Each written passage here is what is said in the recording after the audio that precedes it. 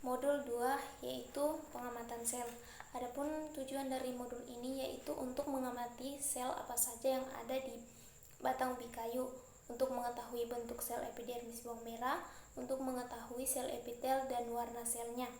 Sel yang diamati ada 3. Yang pertama sel batang ubi kayu, umbi lapis bawang merah, dan sel epitel rongga mulut. Adapun prosedur kerja dari sel empulur batang ubi kayu, yang pertama potong batang ubi kayu yang masih muda setipis mungkin. Lalu letakkan pada kaca preparat dan ditutup menggunakan kaca penutup, lalu diamati. Kemudian hasil pembahasan, sel ubi kayu sangat banyak mengandung karbohidrat, di mana mempunyai bentuk sel yang hampir serupa dengan sel bawahannya. Pada sel ubi kayu terdapat rongga yang sangat besar, sehingga inti dari membran sel tidak terlalu jelas. Kemudian lanjut ke prosedur kerja umbi lapis bawang merah. Yang pertama, potong tipis kulit bawang merah yang masih segar, kemudian letakkan pada kaca preparat, lalu berikan 1 tetes air. Setelah itu diletakkan di mikroskop lalu diamati. Setelah diamati, tambahkan cairan iodium dan amati kembali.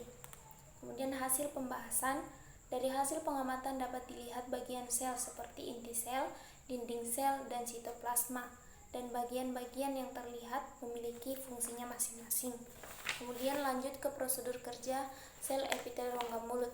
Yang pertama, ambil sel epitel yang ada di dalam rongga mulut, lalu menggunakan tusuk gigi, lalu letakkan pada kaca preparat dan diletakkan di mikroskop, lalu diamati.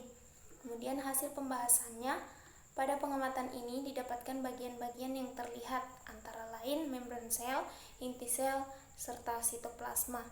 Pada pengamatan sel epitel digunakan sel metilen biru agar bagian-bagian sel yang diamati dapat terlihat dengan jelas.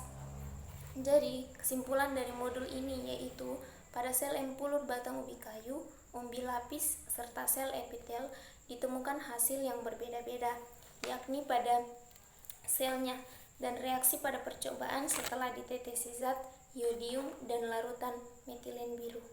Mungkin itu saja dari saya. Terima kasih. Assalamualaikum warahmatullahi wabarakatuh.